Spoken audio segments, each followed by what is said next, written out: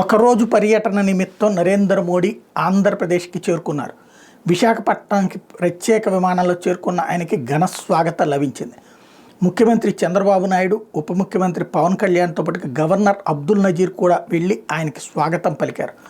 అందరూ అక్కడ కాసేపు మాట్లాడుకున్నారు. ఆ తర్వాతన కార్యక్రమానికి సంబంధించి ఏదైతే 2 లక్షల కోట్ల రూపాయలకు సంబంధించినటువంటి అభివృద్ధి పనులు ఏవైతే ఉన్నాయో, రోడ్లు, రైల్వే ప్రాజెక్టులు, అలాగే గ్రీన్ ఎనర్జీ, ఇట్లాంటి ప్రాజెక్టులన్నిటికి సంబంధించినటువంటి శంకుస్థాపనకి ఒక ఎత్తు అయితే, దాంట్లో సభ సందర్భాన్ని పురస్కరించుకుని ముందుగా అక్కడ ఉన్నటువంటి సిరిపురం జంక్షన్ దగ్గర నుంచి ఏర్పాటు చేసినటువంటి భారీ బ్యారికేడ్ల మధ్యన తన ఏదైతే రోడ్ షో ఘనంగా సాగటం అన్నటువంటిది ఒక కీలకమైనటువంటిది.